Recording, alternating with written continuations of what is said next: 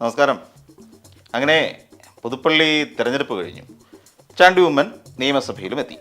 ഇതേണ്ടേ വന്നു കയറിയ ദിവസം തന്നെ ചാണ്ടി ഉമ്മനിട്ട് ഷാഫി പറമ്പിൽ നല്ല ഒന്നാം തരം ഒരു കൊട്ടുകൂടി. സംഗതി നാറ്റക്കേസാകുമെന്ന് പക്ഷേ ഷാഫി ഓർത്തില്ല. പക്ഷെ എന്നൊക്കെ പറഞ്ഞാലും ശരി, കോൺഗ്രസ്സുകാർക്ക് ഇത് അത്ര നല്ല കാലമല്ലെന്നാ തോന്നുന്നത്. എന്നതാണ് സംഭവം എന്നല്ലേ? ഇതേണ്ടേ ഏതോ കുറച്ച് പിള്ളേര് ഒരു വീഡിയോ എടുത്തിട്ട് സംഭവം അങ്ങ് വൈറലായി. ഇച്ചിരി കാണിക്കാം.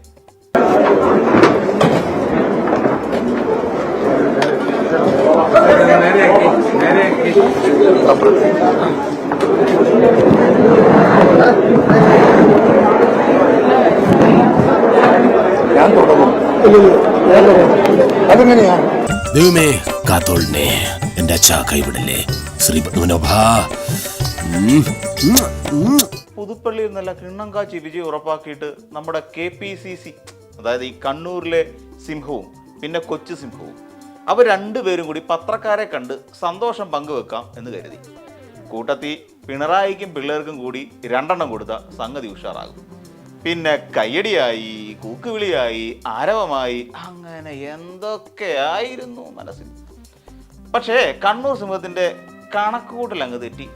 കയറി വന്നപ്പോൾ വേണ്ടിരിക്കുന്നു കൊച്ചു സിംഹം, മുന്നിൽ കുറേ മൈക്കും. ഈ തെണ്ടി എന്തിനാ അവിടെ കയറിയിരിക്കണേ? അതാ ഞാനും ആലോചിക്കുന്നത്. പിടിച്ചു മാറ്റവനെ. ഇപ്പൊ മാറ്റി തരാം. ആവോ, ആർക്കറിയാം. എന്നതായാലും വന്ന പാടെ സതീശനോടൊരു പറച്ചിൽ. എന്നാത്തിനാടാ ഉവേ ഇവിടെ ഇരിക്കുന്നത് എന്ന്. അങ്ങോട്ട് നീങ്ങി ഇരുന്നൂടേ എന്നും ചോദിച്ചു. അതിനെന്താ കൊച്ചേട്ടാ, നീങ്ങി ഇരുന്നേക്കാമെന്നായി സതീശൻ ചേട്ടൻ. അങ്ങനെ അടുത്ത കസേരയിലേക്ക് നീങ്ങിയിരിക്കുന്ന കൂട്ടത്തിൽ സതീശൻ ചേട്ടൻ എന്നാ ചെയ്തേന്നറിയാവോ? എന്നതായാലും നീങ്ങിയിരിക്കുന്നില്ലയോ, പിള്ളേര് കൊണ്ടുവച്ച കുന്ത്രാണ്ടങ്ങൾ കൂടി നീക്കിയേക്കാം എന്നും വിചാരിച്ചു. എന്നതാടാവേ നിന്റെ ഉദ്ദേശം എന്നായി കണ്ണൂർ സിംഗം.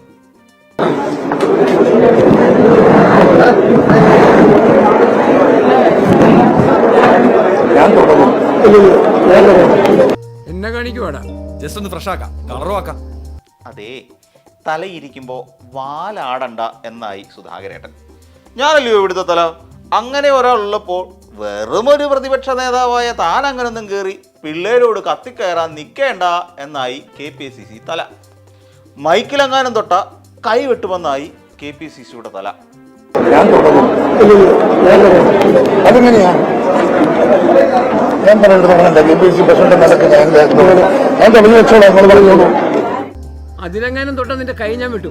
താനാണ് ഇവിടെ അധികാരി, എല്ലാവർക്കും മേലാവി എന്ന് പാട്ടും പാടി മൈക്കും തടുത്തു കൂട്ടിയിരുന്ന പ്രതിപക്ഷ നേതാവിന്റെ നിർഗം തലക്കിട്ടായിരുന്നല്ലോ പ്രസിഡന്റിന്റെ ഇടി. ഇനിയിപ്പോ എന്നാ ചെയ്യാനാ?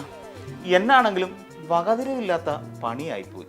ഇത്രയും പത്രക്കാരുടെയും ബാക്കിയുള്ളതേണ്ടുള്ള പ്രവർത്തകരുടെയും മുന്നിലായിരുന്നല്ലോ അധ്യക്ഷന്റെ ഈ കാട്ടായ. അഭിമാനത്തിന് മുറിവ് പറ്റിയല്ലോ.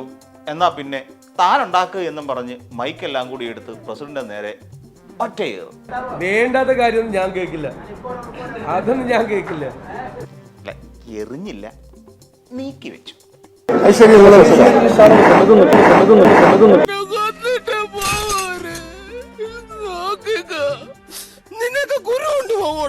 അതിനിടയിൽ വിജയം ആഘോഷിക്കുന്ന പ്രവർത്തകർ ഉടനെ വേണ്ട കുറച്ച് ഷാളും വാങ്ങി വന്ന് പ്രസിഡന്റിനെ അണിയിച്ചു. എന്തോ വലിയ സംഭവം നടന്നതുപോലെ പ്രസിഡന്റ് അതങ്ങ് വാങ്ങി പ്രതിപക്ഷ നേതാവിനും കൊടുത്തു. ഇവിടെ ഒരുത്തൻ ഉള്ളു നീറിയിരിക്കുമ്പോഴാണ് അവൻ്റെ ഒരു ഷാള് കൊണ്ടുപോയി അധ്യക്ഷന് കൊടുക്കുന്ന മട്ടിൽ തട്ടിമാറ്റി. അല്ല പിന്നെ ദേഷ്യം വരത്തില്ലായോ?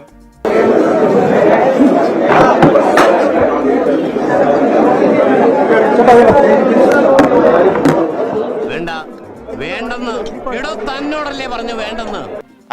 വേണ്ടെങ്കിൽ വേണ്ട എന്ന മട്ടിൽ സുധാകരേട്ടൻ കാര്യത്തിലേക്ക് കടന്നു.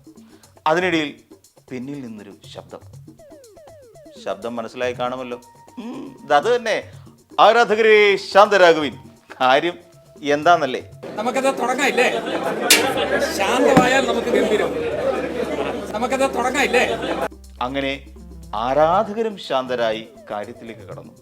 വിജയത്തിളപ്പിൽ പറയാനുള്ളതെല്ലാം അധ്യക്ഷൻ വിജയശ്രീ ലാളിതനായി പറയുകയായി.